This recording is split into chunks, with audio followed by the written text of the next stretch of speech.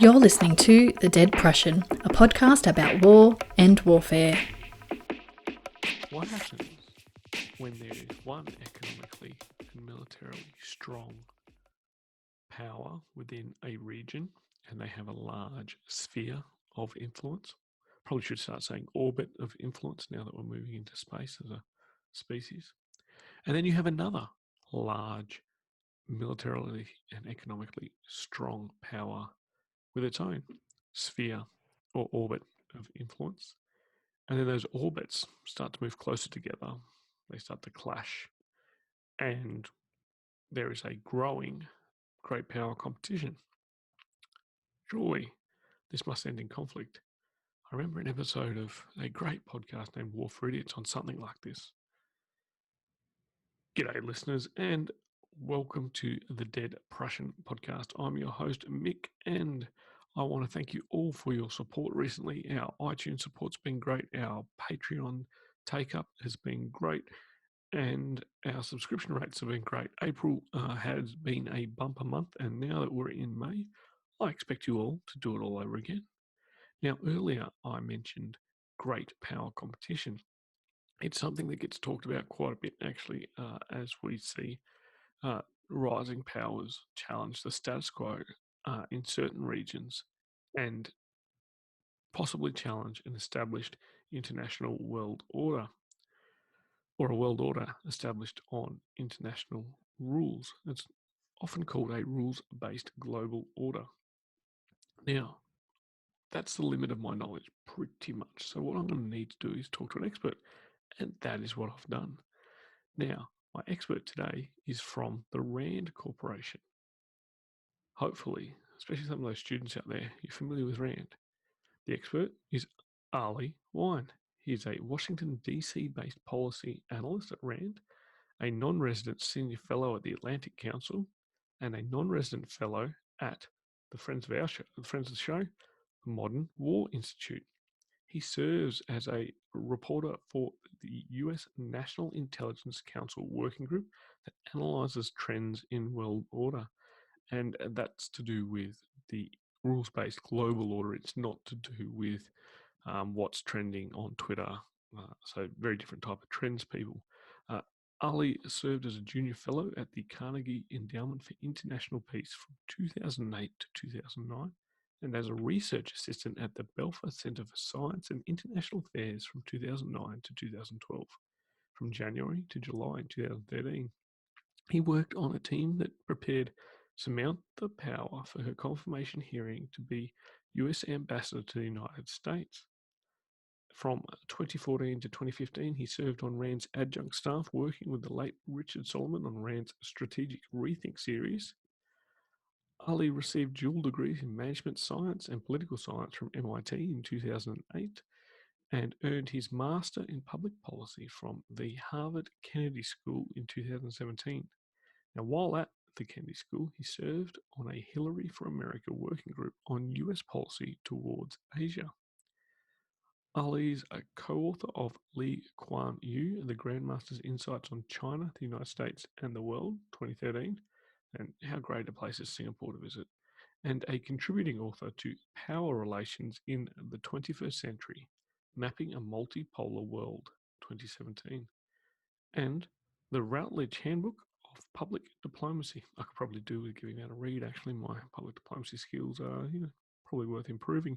Ali is a term member of the Council on Foreign Relations, a David Rockefeller Fellow with the Trilateral Commission, and a Security Fellow with the Truman National Security Project. And I will not, ladies and gentlemen, I will not tell you how old Ali is, because his youth will make his achievements seem much more impressive, and you and I feel a lot less impressive. Ali, thanks for coming on the show. I'm delighted to be here, Mick. Thanks very much for having me.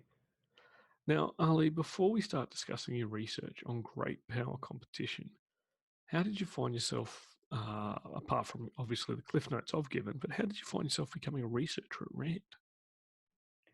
Serendipitously, actually. So I had been working, this was several years back, prior to my going to graduate school. I had been working at the Council on Foreign Relations, and I was just there on a short-term stint helping helping my two of my supervisors with a book that they were writing on the resurgent importance of geoeconomic statecraft in world affairs. And as my stint at the council was winding down, I was looking for next steps, for other opportunities. And one of my supervisors asked me what I was planning to do. I said I'm exploring opportunities, and he mentioned to me that he had a friend, and this friend turned out to be the late Richard Solomon. He said, I have a friend who is working on, he's spearheading this effort at the RAND Corporation called Strategic Rethink, and it's a compendium of volumes that basically tries to think about what strategic landscape, and this was in 2014 and 2015. So what strategic landscape will the next president face? So this was in advance of obviously the 2016 elections. So he's spearheading this effort to try and think about at a grand strategic level, what is America's role in the world?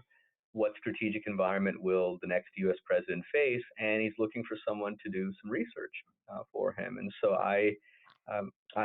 he arranged for me to meet with Ambassador Solomon, and it turns out that Ambassador Solomon is a fellow alum of MIT. So we talked about our experiences at MIT. He was very generous to bring me on board the project in an adjunct capacity. So I got my start at RAND in that way, working on that strategic rethink project in an adjunct capacity. And then after completing that stint, I went to graduate school, completed my master's, and then was lucky enough to be able to come back in 2017 in a full-time capacity.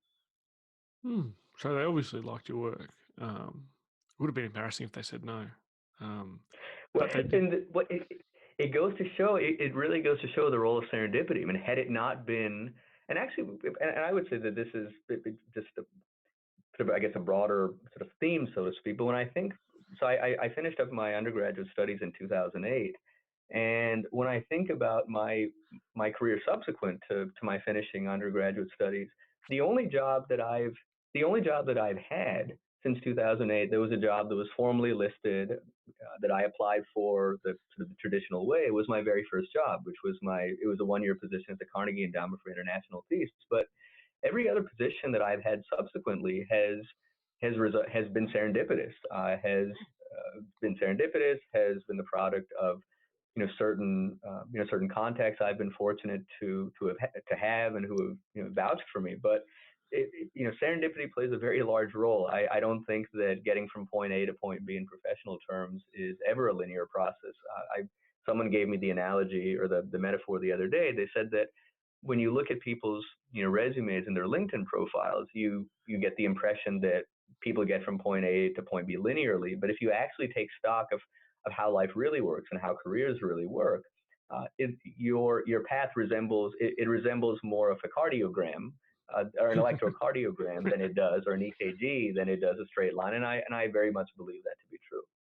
Well, ladies and gentlemen, you heard it here from Ali Wyne first. If you want your career to look like an electrocardiogram, give Sarah Dippity a call and she can help you out. Now, Ali, let's talk about your research. It focuses on great power competition, which I gave, I'm not sure if you were listening, but I gave a fantastic summary at the start of the show. However, our listeners might need more. Are you able to give our listeners a bit of a background on what great power competition means? So just by way of context, I think that most observers would say that the competition, whether you call it great power competition or interstate competition, it has always been it's inbuilt into world affairs. So in other words, it's not a novel phenomenon. I think that what has changed is that it has acquired a newfound salience both in reality and also in perception.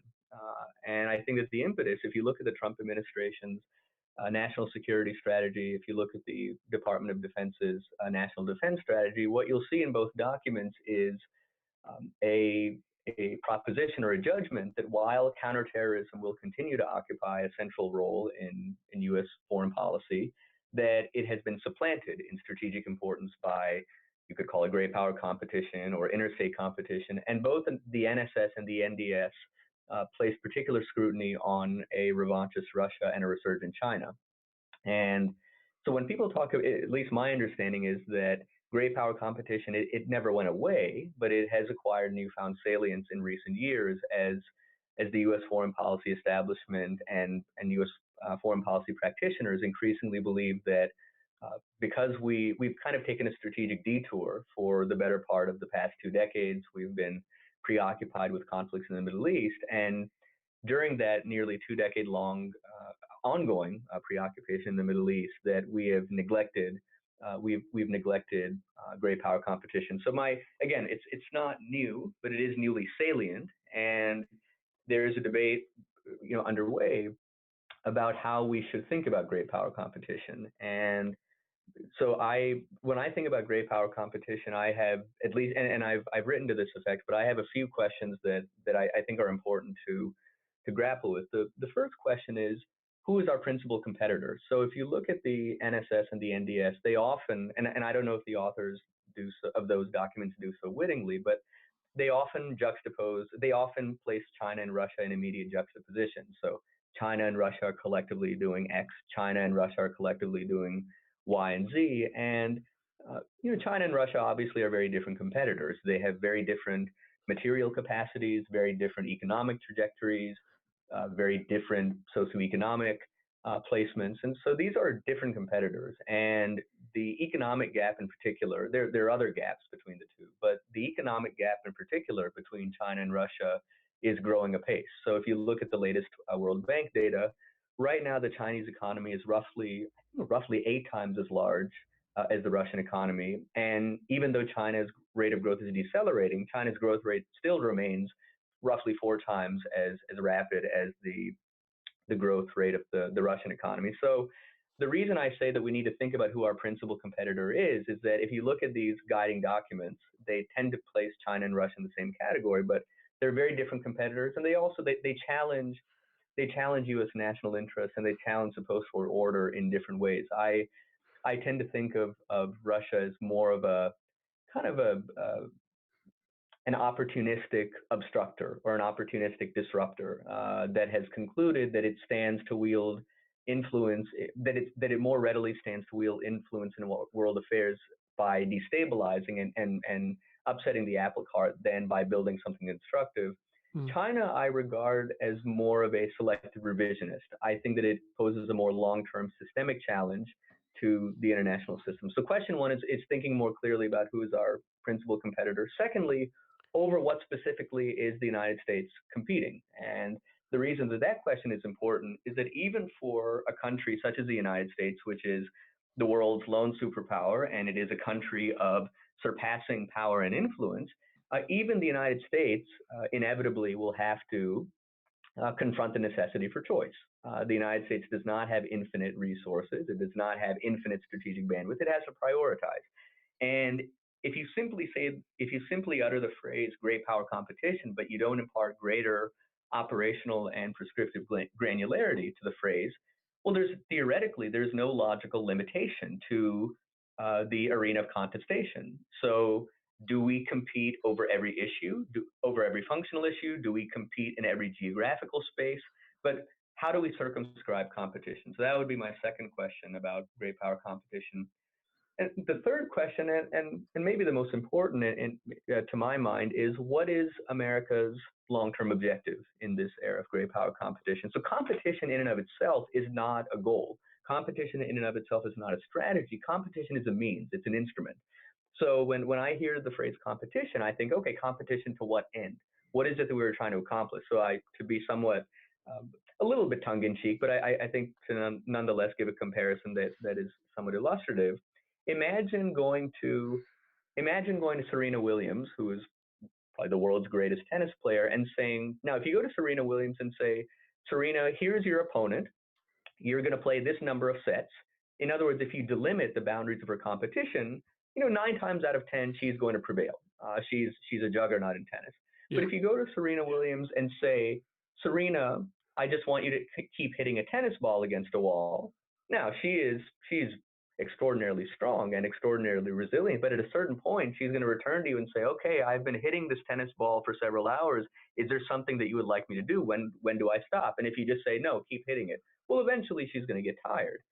And the point of that somewhat simplistic analogy is to say that if you just instruct the United States to compete, but you don't give it guidance on what it is that you would like it to achieve in the long term, inevitably the United States will succumb to strategic disorientation and exhaustion. So that's the third question. What is our long-term goal? And the fourth question is, if the foreign policy establishment concludes that great power competition is indefinite and that it's infinite, and that there isn't necessarily an end state, but there is a steady state of ongoing competition, how do we prepare the American public, and how do we shore up the resilience of our economy to prepare for infinite competition of an indefinite nature? So I know that in a very long-winded way, I actually elided your your question, which was to offer a definition of great power competition. But that elision was not deliberate on my part. The elision was to reflect my own difficulties in articulating a concise operational definition. But it's also kind of a plea to think more clearly about the term. If we can't define the term, if we can't answer some of those questions that I humbly propose, then I'm not sure how much prescriptive guidance we can obtain from the term. That's brilliant, Ali. I asked you to define a term, and you asked me 4 questions on how we can define the term. But, I'm sure the listeners got something out of it, if not a analogy about tennis.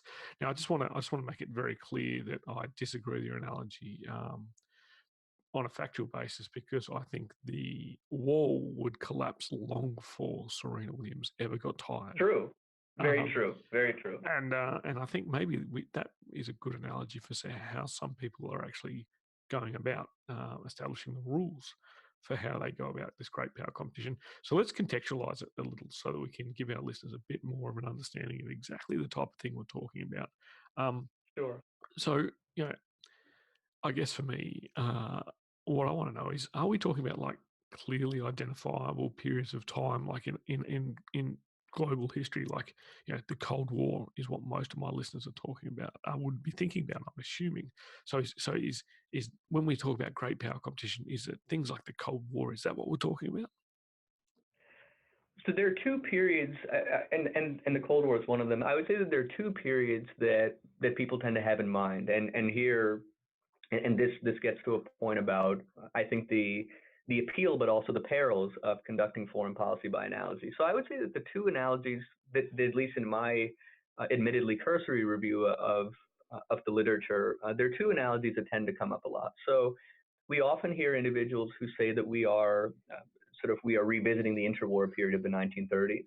That's one episode, and then the other one, as you said, people often say that we are embarking upon some kind of variant of the Cold War, and it's worth taking each of those 2 analogies in turn. So on the surface, there are compelling similarities. So in the 1930s, you had ascendant authoritarianism, and today we see a resurgence of authoritarian strongman rule across the world. So there's that superficial similarity. In the 1930s, we experienced the Great Depression. We experienced a period of deglobalization, and today, of course, there are concerns about the ramifications, the long-term ramifications of an indefinite trade war, so to speak, between the United States and China. There are concerns about potentially a decoupling between the United States and China, which obviously possess the world's 2 largest economies, and there are other metrics that would seem to indicate, there are some metrics that indicate that globalization is proceeding apace, but there are some metrics and some trend lines that would suggest that certain metrics of globalization are slowing down, if not reversing. And so people look at those phenomena and they say that perhaps we may be on the cusp of another period of deglobalization. And then during the 1930s as well, we had what you could say is a sort of great power competition. We had sort of ascendant authoritarian regimes, and at the time, democracies, there were very few electoral democracies, and electoral democracies were under siege. We had authoritarian regimes that were riding roughshod over a deglobalizing order. Then with the Cold War, people look at the United States and China today, and they say that, look, you have the world's two pillars, the two pillars of world order that are engaging in or engaged in an increasingly crystallized long-term multifaceted competition. And it's a competition that has military dimensions, it has economic dimensions, it has ideological dimensions. And of course, when you look at the Cold War between the United States and the Soviet Union, you also had those three dimensions of competition. But I, at least when I think about those analogies, I think that the analogies they are superficially compelling. I think that they tend to be more limited upon further scrutiny. So let me take each period in turn. So the 1930s. What are the differences between the 1930s and today? In the 1930s, authoritarian regimes were ascendant in part because of the Great Depression and in part because there were very few electoral democracies. And the Great Depression gave authoritarian regimes a very convenient pretext for saying, aha, we have insights into how to cultivate domestic order and achieve domestic prosperity that democracies clearly don't have. And at the time, these isms, so whether it's fascism or Nazism or authoritarianism, these isms were relatively untested. And because the democracies in the 1930s were frail and underperforming, authoritarian regimes were able to make a credible appeal to a global public that perhaps they had greater insights to offer into the cultivation of domestic order and prosperity. Today, while it is true, depending on which studies you consult and how you measure democracy, it's true that democracy has lost some of its luster, that capitalism has lost some of its luster. But I think that democracy, to the extent that we are experiencing a democratic stagnation or even recession, it is stagnating or receding from a far higher baseline. So today we have, if you look at Freedom House's reports, I think the latest data, if I recall correctly, is that we have on the order of 116 electoral democracies. During the 1930s and 1940s, we didn't even have 20. And in fact, when Franklin Roosevelt gave one of his famous speeches, I believe it was in 1941, about how we had to kindle the flame of democracy to fight against the scourge of authoritarianism. I think at the time there were only 11 electoral democracies. So today, democracy may well be experiencing a recession or a stagnation, but it's doing so from a vastly higher baseline than it was during the 1930s. Secondly, the concern about deglobalization. Yet it is true that 2008, 2009, the global financial crisis, it dealt a major shock to the system, but it didn't morph into a successor Great Depression. The member countries of the G20 were able to coordinate to forestall the emergence of another Great Depression. And there are many metrics of globalization that are proceeding apace. If you look at the number of bilateral trade agreements that are being negotiated, if you look at a number of multilateral trade agreements that are underway, so look at, for example, the agreement that was recently reached between Japan and the European Union.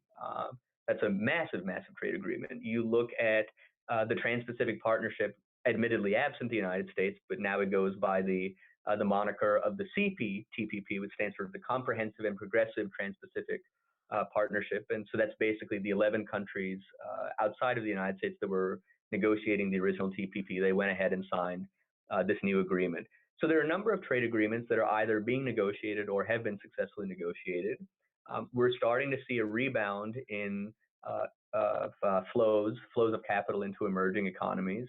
And we have to acknowledge that the globalization doesn't only manifest in terms of the trading in physical goods, it increasingly has a digital dimension. And if you look at digital flows, digital manifestations of globalization, those are exploding. So I'm not as worried about the prospect of deglobalization as I would have been in the 1930s. And also, even with the United States and China, while there's talk about decoupling in both Washington and Beijing, in the United States and China, it would take a very, very determined, sustained effort for the two countries to decouple. I mean, you have two countries with a trading relationship that runs into the hundreds of billions of dollars. They're bound together by extraordinarily sophisticated supply chains, so they're not going to unwind overnight. And then the last point, people say that we're seeing a resurgence of authoritarian rule. We're seeing attacks on the post-war order. The important difference is that in the 1930s, there was no post-war order of which to speak. Authoritarian regimes were riding roughshod not only over a deglobalizing world, but there was no post-war order. Today, it is true, of course, that the post-war order is under arguably unprecedented duress, both from within and without, but there is at least a post-war order of which to speak and a post-war order to defend. So those are three, I think, important differences between the 1930s and today. But now about the Cold War. Um, I would say that there are even more differences between the Cold War and the present period of geopolitics than there are between the 1930s and the present period. The first is that China is not an unalloyed antagonist in the way that the Soviet Union was. It is an increasingly fraught competitor, an increasingly complicated competitor, an increasingly capable competitor. But again, uh, we have a two-way trading relationship that runs, I believe, well over $600 billion. We have robust people-to-people exchanges, although those are concerningly starting to chill a little bit. But China, if you look at the latest data, China accounts for roughly one-third of all international students who are enrolled at American institutions of higher education. We have very robust track 1.5 and track 2 dialogues between the two countries. So China, again, it's a complex competitor, but it's not an unalloyed antagonist. China doesn't harbor pretensions to a universal ideology in the way that the Soviet Union did. China is not actively exporting revolution across the world in the way that the Soviet Union was.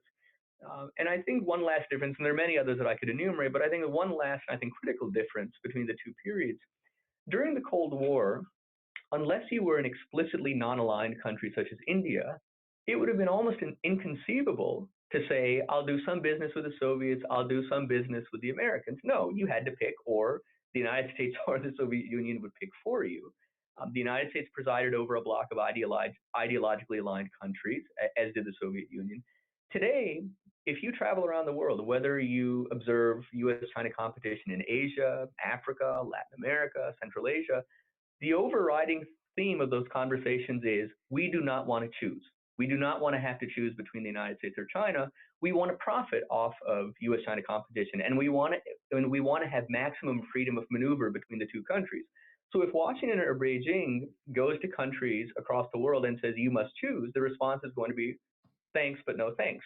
We seek to preserve our strategic autonomy, so we want to. So for many of China's neighbors, for example, they seek to maximize their commercial and trading and investment ties with Beijing. They want to ride the coattails of China's economic resurgence. But because they have strategic apprehensions about China's resurgence, they also at the same time want to strengthen their diplomatic and military ties with the United States. So there are a number of differences between the 1930s and today, between the Cold War and today. And I want to say, lest I be misunderstood, by pointing out the limitations to those analogies, I'm in no way diminishing the China challenge. I'm in no way diminishing the challenge of resurgent authoritarianism.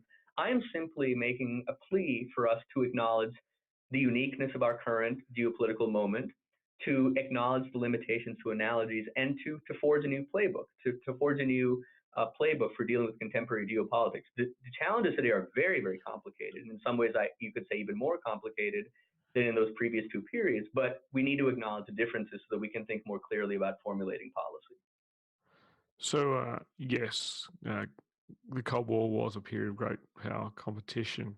And what I get from that, Ali, is that competition seems to still exist, even within an established order. And as you said, even with a non-established order, although I suppose that's probably to be expected a little greater, especially when you're talking about a period such as the interwar period. So I guess my follow-up question is, and you hinted at it a little bit, does this mean that we're currently seeing now, this is my term, you definitely didn't hint at this, but I'm going to throw it out there because, I like to be quasi-controversial.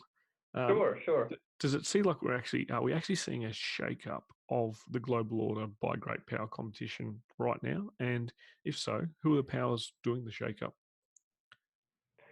I think we're seeing a shakeup. I think that I actually wouldn't characterize that term as controversial at all. I think it's a very apt characterization. There are, but I'd say that there are a number of there's a convergence of forces or a confluence of forces challenging or upsetting or shaking up the post-war order. Let's begin with the United States. The United States, while post-war American foreign policy under Republican administrations and Democratic administrations has certainly oscillated considerably, and if you and Steven Sestanovich documents this very nicely in his book when he looks at sort of how the pendulum, the post-war American foreign policy pendulum has historically swung between overextension and then I guess you could say over-retrenchment. I know that's not a word, but one administration, because we're always reacting. So one administration, so for example, if we have retrenched and if the incoming administration believes that we have retrenched too significantly, then that administration might overcorrect and then end up overextending. But basically, those oscillations in American foreign policy, overextension, over retrenchment, they nonetheless occurred under a roughly bipartisan elite conviction that the United States stood to benefit from undergirding a post-war order. It stood to benefit from maintaining and solidifying a network of alliances, that it stood to benefit by forging and participating in multilateral agreements and engaging with multilateral institutions. I think that with its America First proclivities, I think that the Trump administration is the first administration in the post-war era to depart from that conviction. And the administration has a more transactional conception of foreign policy. It places more of an emphasis on bilateral negotiations over multilateral diplomacy. So U.S. foreign policy under this administration has injected some I think a considerable degree of uncertainty into geopolitics. China's resurgence, of course, is both the scale and the scope of China's resurgence are challenging the post-war order. There's a quote that comes to mind. Now, granted, he was talking about the Soviet Union, but I think it's apt when thinking about China's resurgence. So when Václav Havel addressed a joint session of Congress in February of 1990, this is, of course, the Soviet Union's disintegration was well underway at this point. The Berlin Wall has come down. The Soviet Union is rapidly disintegrating, and Václav Havel was reflecting on how rapidly this seemingly ossified, calcified system that many intelligence analysts thought would persist for many more decades. He was reflecting on how rapidly it was disintegrating, and he says to Congress, and I'm roughly quoting him, but I know I'm not getting the exact quote, but he said something to the effect of, "Developments are happening so rapidly that we have not yet had time to be astonished." And I think that there's a similar dynamic at work with China's resurgence. China, we have to keep in mind, China, half a century ago, or a little over half a century ago, it was reeling from the world's worst famine, the worst famine in human history. It then embarked on a ruinous decade, namely the Cultural Revolution. Then there were the events at Tiananmen Square, for which China faced a global opprobrium. And even as recently as the turn of the century, China was quite impoverished. It was quite diplomatically isolated. And the idea that a country that half a century or 60 years ago was as diplomatically isolated and impoverished, and that in the immediate aftermath of the Cold War would have seemed to be decidedly on the wrong side of history, would be confidently on track to achieve the world's largest economy, thereby wresting a title that the United States has had for roughly a century and a quarter, that it would be able to defy the alleged end of history by sustaining a robust rate of growth and doubling down on its authoritarian rule. That scenario would have been inconceivable. So I think, and again, China has grown so rapidly in terms of its comprehensive national power that we haven't had yet time to be astonished. So China's resurgence is certainly shaking up the post-war order. Also, dynamics within the European Union. In the 1990s, in kind of the period of sort of peak post-Cold War triumphalism, the European Union was held up as the exemplar of enlightened postmodern geopolitics, an enlightened geopolitics free of conflict, an enlightened geopolitics that could transcend nationalism and populism. And if you go back to the 1990s and even I would say that the 2000s, probably up until the global financial crisis, you could find all kinds of articles and books by very distinguished scholars exhorting the Asia Pacific region to learn from Europe, and to say, the Asia Pacific, if you want to further cultivate your nascent intra-regional economic and security institutions, you should look to the European Union for guidance. Well, of course, now the European Union is under immense pressure, not only from a revanche to Russia, but it is also under pressure from a range of left-wing and right-wing disintegrationist elements. So that's the European side of the equation. And then, of course, the Middle East. There were, of course, high hopes when we began seeing these convulsions in North Africa and the Middle East in late 2010 and early 2011. There were, of course, great hopes that these convulsions were shaking up a seemingly adamantine order in the Middle East, but that they would redound to the benefit of the region, and that we would see a flourishing of democracy. But of course, now we see the horrors of Syria, we see the horrors in Yemen, we see internecine carnage across the Middle East, and so a lot of the hopes that attended the initial wave of the so-called Arab Spring have really faltered. And just when you think that the Middle East and North Africa can't become more chaotic, it sadly demonstrates its potential for ever greater chaos. So there are a range of elements. There is a United States that is playing a different role than it has played for the better part of the past 75 years. There is a rapidly resurgent China. There is a European Union that is under great duress from within and without, and there's also tremendous uncertainty about the sort of whether the transatlantic project. And it's true that the transatlantic project has undergone very rough patches before, but if you talk with esteemed transatlanticists, both in Washington and in Brussels, many of them believe that we are now seeing a more fundamental systemic rupture in that project. And then, of course, the contagion in the Middle East.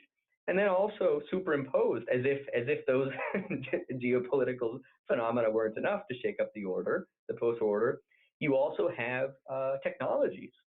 The impact of social media platforms on geopolitics, the impact of artificial intelligence on national security, the impact of non-state terrorism on reorienting the priorities of the world. So there are all kinds of forces at work, and I think it's difficult to. It's what I struggle with, and maybe this effort isn't. Maybe there isn't any necessity for this effort, but it's human beings like to distill chaos into order, or we at least like to salvage some semblance of analytical order from chaos. And so I think that I at least find it really difficult to distill from those disparate vectors of chaos some kind of moniker or some kind of mantra to capture our current geopolitical moment. And as we were discussing earlier, I don't think that it would be accurate to posit that we are revisiting the 1930s precisely, or that we are embarking on a new Cold War. But I don't know precisely how to characterize the present moment, except to say that it is, I think in many ways it's more disorderly. But, and then I'll stop here. I hasten to note that while I do believe that the world in many ways is increasingly disordered and increasingly uncertain, I certainly don't wax nostalgic for the Cold War.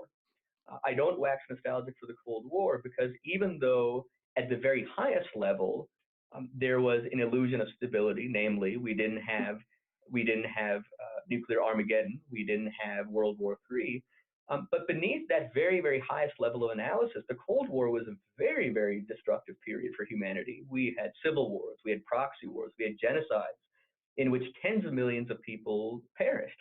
And in retrospect, we described the roughly 50-year period, or I should say 45-year period, from 1945 to 1990. I think it's a misnomer to refer to that period as a long peace, as we do retrospectively, as we tend to do retrospectively, because it was a very ruinous period. And I'm grateful that wars are less common and that there are fewer people who are dying in conflicts. I'm grateful that we no longer have the prospect of a nuclear Armageddon between two powers. So I'm very concerned about certain vectors of our present phase of geopolitics, but I don't wax nostalgic for the Cold War. And in fact, if you look at many metrics, whether it's the rate of deaths in war, whether it's the rate of literacy, the rate of malnutrition, there are many metrics that actually should suggest that humanity's lot continues to improve. So I would much rather contend with the chaos and the uncertainty of the present period than with the destructiveness and the prospect of nuclear Armageddon that existed during the Cold War. It's an interesting point you make about the long peace, often being used to describe that period of history when, yeah, it's only used by people who weren't fighting a war at home. There's a lot of people that wouldn't necessarily subscribe to that being a peaceful period. Now, we're going to take a short pause now so we can do the bonus question for our Patreon supporters. Now, Ali, our final question is one that I ask of all guests, and it relates to our mission on the show to define war in as many ways as possible, just like Big Carl, the dead Prussian himself, did. Now, I ask each guest to finish the sentence war is. So now I am asking you to finish the sentence war is. War is an increasingly capacious and indeterminate category of phenomena. I know that answer is highly evasive and highly unsatisfying and guilty as charged, but I thought a lot about this question in the lead up to our conversation. I just, one, I wasn't able to formulate a crisper, more succinct answer, but two, I didn't want to contrive an answer for the sake of at the risk of being reductionist. But so let me elaborate just a little bit.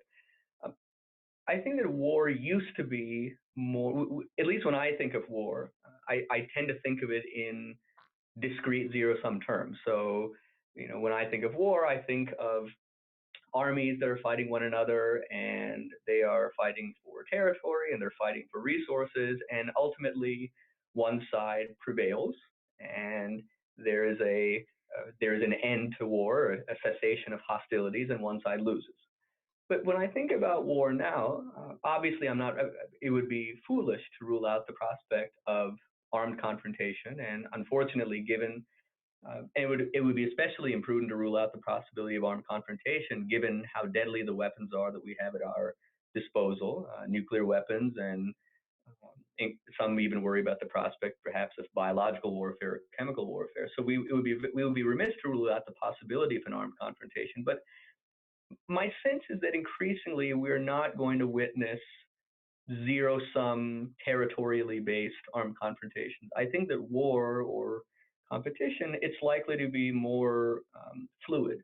It's likely to be less determinate. So, for example, and this question, actually, this kind of penultimate question, harkens back to the earlier part of our conversation when we were discussing some of the ambiguity inherent in the construct of great power competition.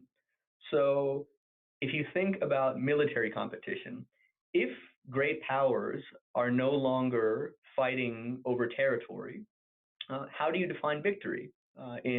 So the United States is modernizing its military, so is China. Russia is making investments in its military. But if they are not fighting armed confrontations, and if they're not fighting for territory, what benchmark would we use to gauge victory or defeat in war?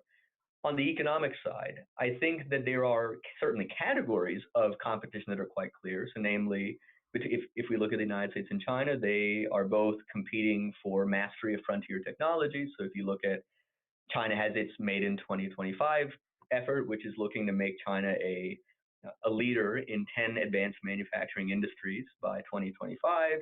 It has an artificial intelligence 2030 strategy that holds out hope of China as becoming the world's foremost leader in artificial intelligence by 2030. But even there, what would it mean? So we often hear the term, for example, an AI race. But what are the metrics? How do we measure? So when I think of a race, in order for the frame of a race to be analytically sound or analytically helpful, two countries need to be approaching the same finish line. They need to be harnessing advents in AI towards the same finish line. But if they have different objectives and if they're running different races, how do you compare apples and oranges? And similarly, when we talk about what does it mean to achieve technological dominance, well, what metrics are we using? So again, we know that the United States and China are engaging in fierce technological competition, but it's not clear to me what victory would look like. Similarly, with ideological competition, or even information competition. So that again, I offer an evasive answer, not because I wish to elide your question. It's a critical question, but just because I think that we need to move away from the binary of zero-sum competition and the binary, or at least the clarity of territorial conquest. And we need to think more about an increasingly capacious category of war and competition. And I would add one last dimension, and that is the dimension of psychological competition. Now, psychological competition isn't, again, it's not new. Psychological competition has existed since time immemorial, but I think that it will continue to assume a larger role, or at least it is acquiring a newly salient role. What I worry about when I think about psychological competition between the United States and China is that because the United States has never dealt with another competitor of the Chinese ilk, a competitor that is economically ascendant, but is also a partner in certain ways, but a very complex competitor. Because it has never dealt with such a rapidly ascendant or resurgent economic competitor, because it has never sustained, it has no experience in sustaining a post-war order in partnership with such a country, because it had long believed that China was on the wrong side of history, I think that China's rapid resurgence is psychologically very distressing for American policymakers and for the American public. You know, there are individuals who argue, understandably, that hopefully the United States and China will be able to extract some prescriptive guidance from the peaceful power transition that occurred between the United Kingdom and the United States in the late 19th and early 20th century. But at least the United Kingdom and the United States, it was a fraught transition, and there were times when the United States and the United Kingdom came to the precipice of war, but at least there were some shared organic elements. There was a shared culture, a shared history, shared language.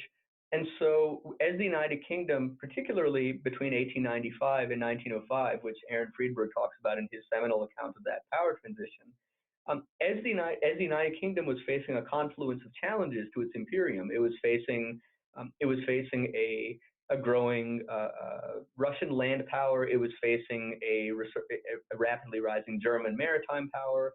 It was facing a newly emboldened Japan, which in 1895 it prevailed over the Chinese and was impinging more heavily on Britain's equities in East Asia.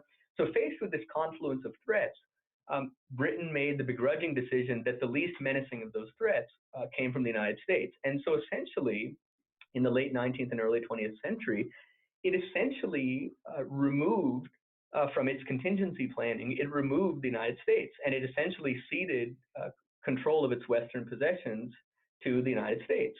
It did so unhappily, it did so begrudgingly, but there was nonetheless a hope that because of those shared organic elements, that it wouldn't be as risky. I'm just not sure that the United States and China have a similar dynamic. It's not clear to me at all that a United States in relative decline would feel comfortable ceding certain functional areas or certain geographic areas to the Chinese, because the Chinese, again, they have in some regards an antithetically different conception of domestic governance, an antithetically conception of world order, of foreign policy. And so while I certainly hope that the United States and China will sustain a modicum of cooperation, it's not clear to me that the United States and China will be able to engage in a comparable maneuver to that which the United Kingdom and the United States orchestrated in the late 19th and early 20th centuries. Excellent response, Ali, but I'm actually going to hold you to providing a definition for the term war is. So just go again. What your answer was for war is? War is, goodness. I would default to Clausewitz, but it's such a cliched answer that I fear that I would get laughed out of the studio. War is. How about we say that war is an ongoing, and this is a very impoverished answer, but war is an ongoing competition for resources and influence in shaping international order. That's excellent. That's I've managed to break what I like to call the Wyne answer technique, which is evade. For which I'm infamous. For which I'm infamous. Evade, distract, and elaborate. Ali, thank you very much for coming on the show and discussing great power competition for me and the listeners. It is a fascinating topic, and obviously one that you're quite passionate about. And there's a lot of stuff Ali puts out as part of the RAND Corporation, and also as a scholar himself with his fellowships with multiple organisations. So please, listeners, make sure you look up Ali. I'll give you his details in a minute. But Ali, thanks for coming on the show. Thank you so much for having me. I really enjoyed the conversation, and it was a pleasure and an honor to speak with you this afternoon. And listeners, you can follow Ali on Twitter like I do. That's where I get most of my information on his research and find his publications. Now, that is at Ali_Wyne. Now, I'm going to spell it out because I was mispronouncing his surname before we started the show. So I'm going to make sure I've got it right so I don't have to fix it up in post. So it's at ALI_WYNE. That's right. It's the non-alcoholic version of the word wine. Listeners, please jump on Patreon and give us some support if you really like the show and you want to hear the bonus questions and receive exclusive content. Make sure you drop by our Facebook page, give it a like, and also visit our store if you need a nice coffee mug. For those Australians who are about to go into winter, you need something warm. For those US people, if you're traveling anywhere, we also have travel mugs. We have T-shirts, and we also have iTunes reviews that need to be written by all of you out there so that we can jump up the charts in the US iTunes charts. We did jump up by 296 spots the other week, but that only got us into the top 500 in the US. We're trying to get higher and higher and higher, and particularly my US listeners, if you drop us an iTunes review, I'll probably be grateful. In fact, if it's a good review, I'll definitely be grateful. If it's a bad review, don't even bother dropping it. But until next time, listeners, grab a book and crack on. Join the conversation with us on Twitter at Dead Prussian Pod, on Facebook at the Dead Prussian page, or on our website www.thedeadprussian.com. All show notes for this episode, as well as copyright information, can be found on the website. The Dead Prussian podcast is written, produced and hosted by Mick Cook. It is co-produced by Amanda Levito. The music used throughout is Caught in the Beat by Broke for Free and is used under a Creative Commons Attribution license. All opinions expressed by individuals on the podcast are those of the individual and not necessarily representative of any other organisation.